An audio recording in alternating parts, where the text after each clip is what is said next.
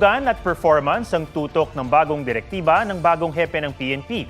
Dapat daw walang overweight na pulis at lahat asintado o sharp shooter. May report si June Veneracion.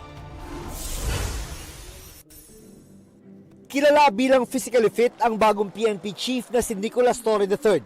Yung ating chief PNP, nakaka-perform yun ng 100 push-ups. Kaya hindi na marahil nakakagulat na isa sa mga una niyang direktiba pag-upo sa pwesto na dapat walang overweight na pulis. Ayaw niya siya nakakita nung ang taba-taba. Paano ka nga naman makakatakbo kung halos hindi mo na mabitbit yung sarili mo? Bago kay Torre, may mga naunang PNP chief na rin ang nag-utos na bawal ang mataba sa hanay ng mga pulis.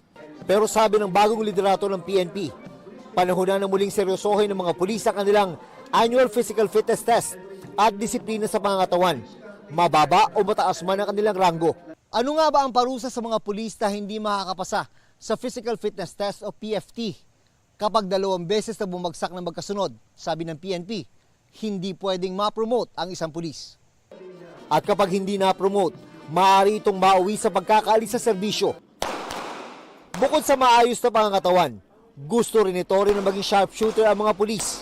Bagaman mahigpit ang kanyang bilin, nagagamit lang ng baril bilang final option. Ang laki-laki ng target paper mo tapos nasa labas lahat ng putok mo, nagmi-miss ka, parang hindi naman ata katanggap-tanggap yon bilang police post.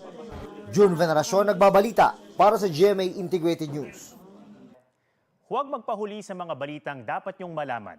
Mag-subscribe na sa GMA Integrated News sa YouTube.